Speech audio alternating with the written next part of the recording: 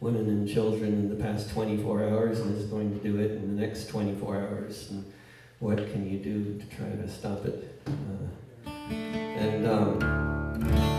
My friend Al Latkowski and his friend Clyde McKay felt just the way that I think everybody in this room is probably feeling these days back in the early 70s. And I wrote this song about what they did.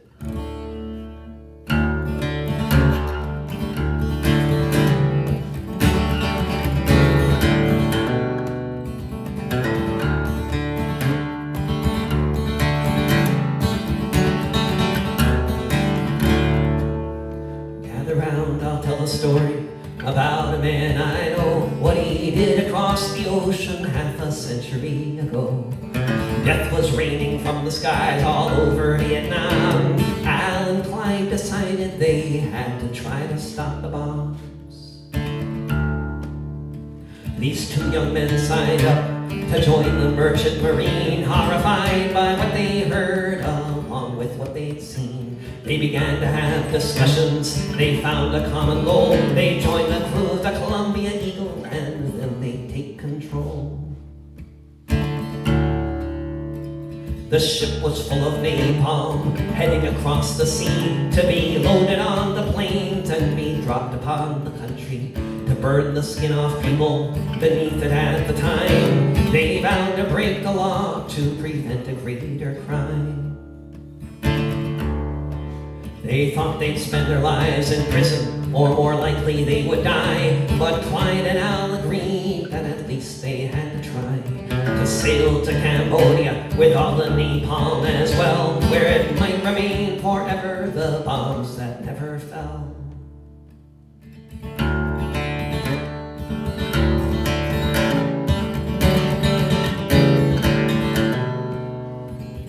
They carried out their plan, and they didn't slip, just two guns between them, but soon they ran the ship.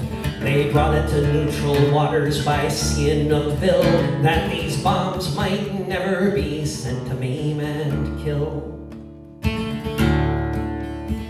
But that's not how it ended. The next thing that we knew, Sihanouk was overthrown. There was a military coup. Clyde McKay died in the jungle, and with so many of his peers, in a California prison, Al Latkowski spent 8 years. The ship was not off course by much more than a bit. The future of the folly, perhaps they didn't change it. But while the blood was flowing and most people spent their days maybe marching in the streets or just joining the rat race, there are those among us who can say they really tried, who did everything they possibly could to stop the fratricide. If you see a big white beard on the Central Eastern shore, he might be a mutineer who tried to stop the war.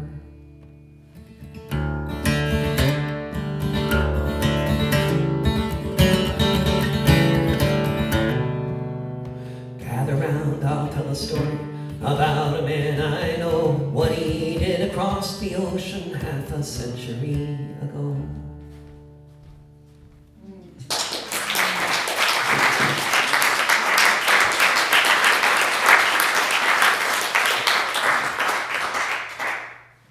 Did you ever notice that no matter who wins the wars, American industry always makes lots of money off of it?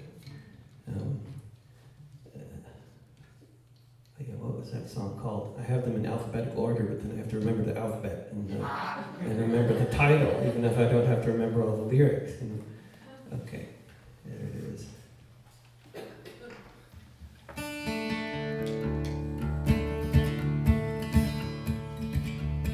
Tanks were rolling into Ukraine, the globe was horrified. There were calls for negotiations to heal this divide. Others called for sending missiles, armored trucks and fighter planes, and for sanctioning the Russians to block their shipping lanes. As the slaughter went on, it did not take long at all for the war and the sanctions' first victims to fall. As the price of food skyrocketed, no fertilizer for the soil, and a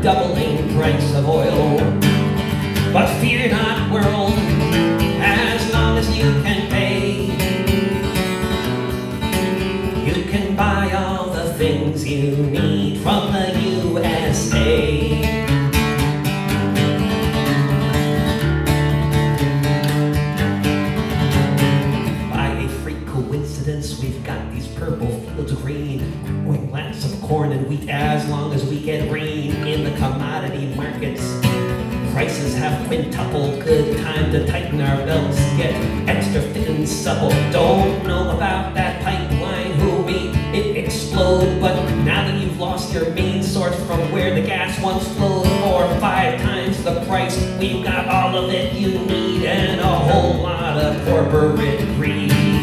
But fear not, world, as long as you can pay, you can buy all the things you need from the USA.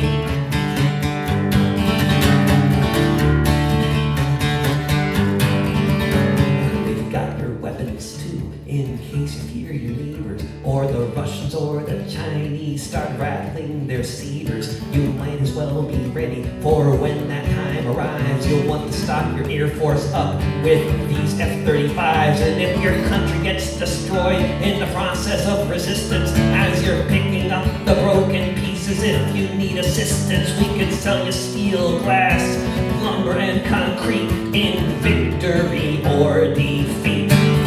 Yes, fear not, world, as long as you can pay, you can buy all the things you need from the USA. Fear not, world, as long as you can pay, you can buy all the things you need from the USA.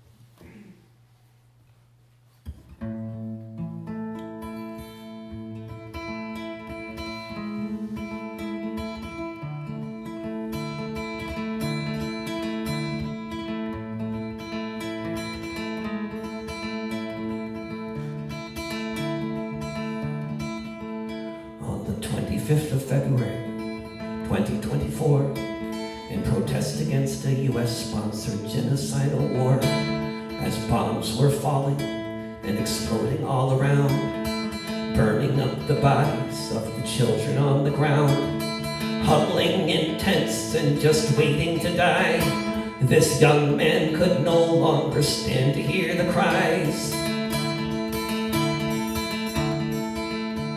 On International Drive in Washington, D.C., a young airman walked up to the Israeli embassy as mothers buried babies who had no milk within, as white phosphorus munitions burned off the people's skin, as the troops were firing on those trying to find bread, as the body count was building up to 30,000 dead.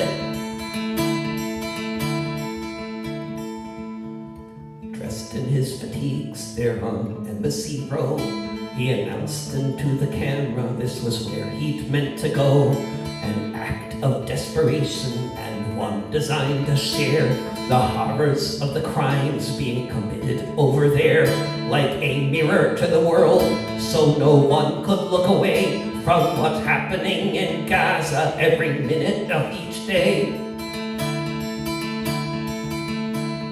He stood in front of the building, as ready as he'd get. He put his phone down so he could live stream it on the net. When he lit the fire on the day he chose to die, with no way to stop the slaughter, at least he had to try. As the flames rose up, yellow, red, and blue, did he look up at the cross and wonder what would Jesus do?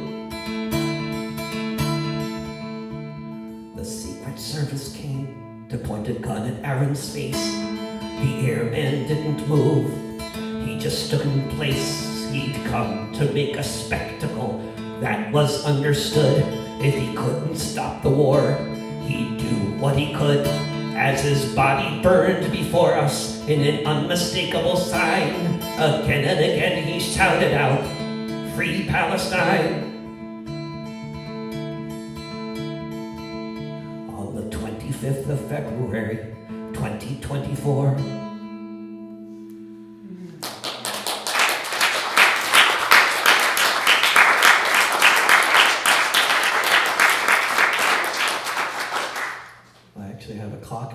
was thinking, when is it going to be 20 minutes that I should hand this guitar over? But we're not there yet, so I'm going to do another song. And this one has a lower death count, I suppose, or maybe I'm not sure about that actually. But it's I was one of the really, I mean, where I live in Portland, Oregon, and it's very similar in most of the country. My rent has almost tripled in 17 years. It's just like, and you know, wages have not been increasing like that. Certainly mine haven't. They've only been decreasing. I made more money in my 30s than I've ever made, you know, since, and I ever hoped to make, because college gigs used to exist. But you know, it's just you know, so many cities all over the country are being completely reshaped by this madness. You know, 1 out of 9 households evicted every year. So many terribly traumatized people. You know, they get evicted, they die young. There's a direct correlation, and it's you know, I've lived in so many cities that had looked absolutely nothing like they looked.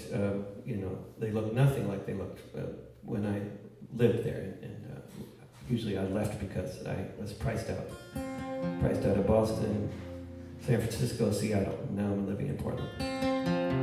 But I don't on purpose go to all the hippest cities. It's not what I'm trying to do. I just end up in them because I'm just so hip. I just, you know, I just can't help it.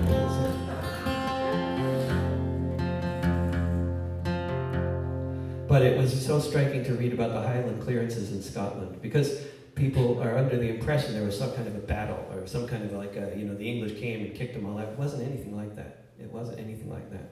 It was so much more insidious than that. It's just nothing different than what's happening here now.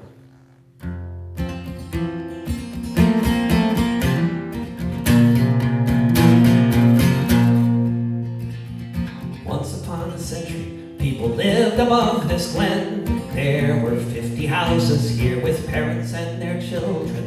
But someone said they owned what those for generations had called their homes across the Scottish nation.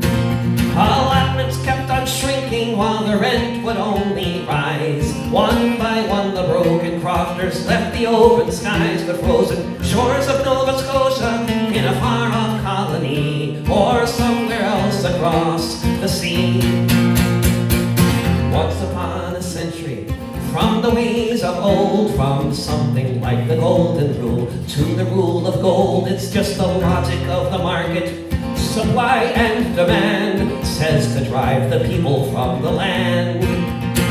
Instead of eerie silence reverberating all around among the gardeners and shepherds, you would hear the sound of the pipes and drums and choirs, of the songs that would be sung, and the stories that were told in the Gaelic tongue. Once upon a century, you'd never think it could, to turn into a field what had been a neighborhood. Once there were the promises of loyalty or clan, and then there was just profit if you can.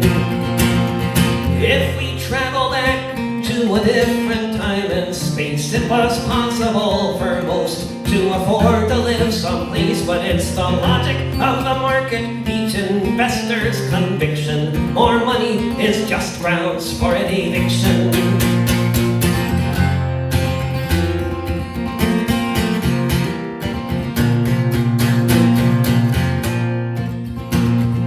Once upon a century, they cleared the highlands for the sheep.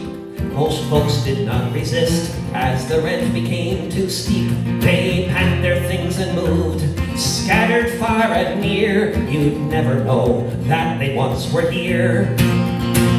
Just for the whims of capital, the biggest profits for the banks. You fight a war for empire, and clearance is your thanks. From the crofts of Scotland to the sidewalks of LA, if anything has changed, who can say? Once upon a century, people lived above this glen. There were 50 houses here with parents and their children.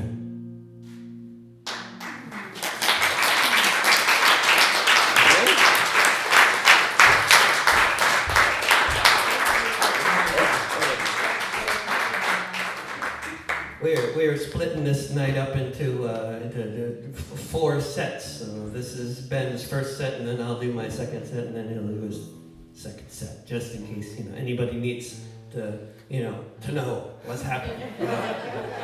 If my mother were here, she'd be happy to know. Okay? David Rovics, everybody.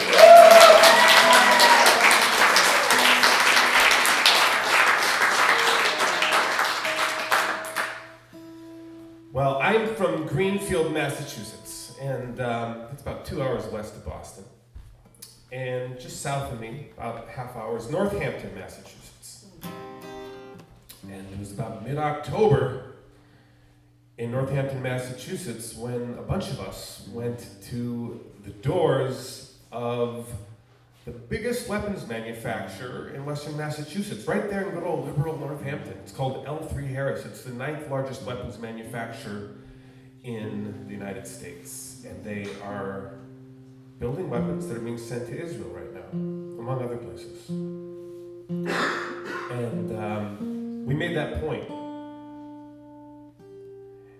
We blocked the gates, friends. We put a boat there. It was like an old boat, but it did the trick of obstructing the traffic. And this is a song that was first written by Florence Reese in the 1930s, and reused for many different social justice movements.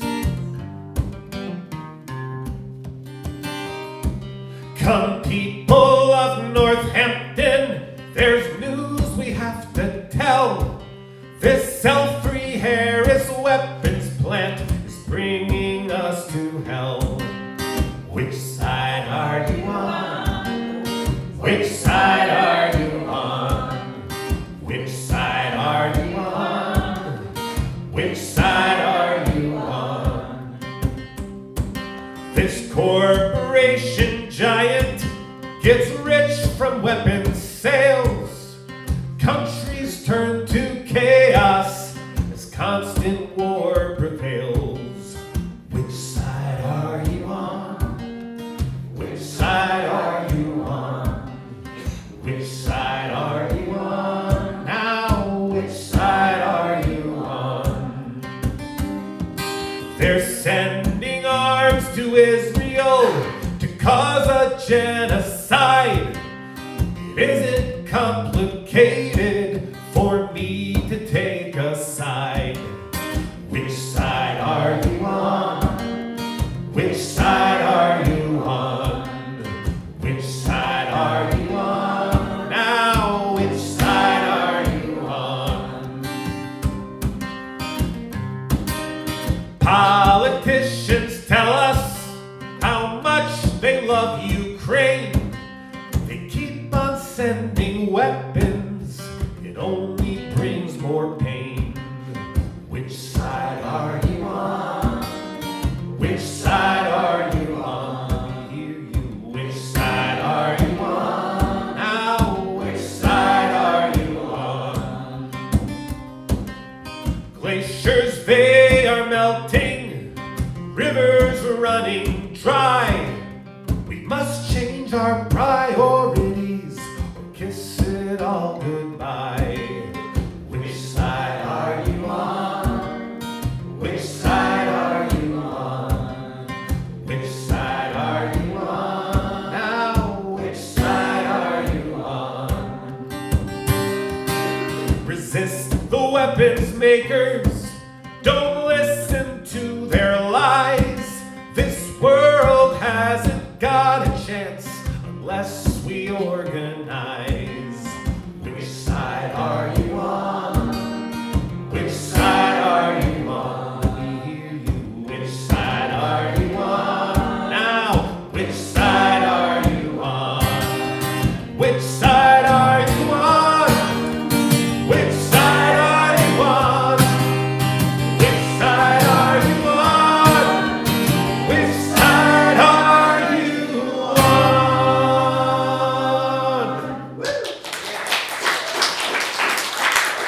Thank you. Well, this next song is one that I sometimes need to sing to groups, not like you guys, you sing along great, but there's a need for a revival of transformative musical culture. On the left in particular and in the world in general.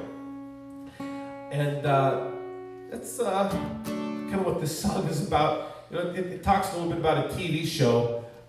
Some of you might have seen it, American Idol. There's a part for you as well in this song.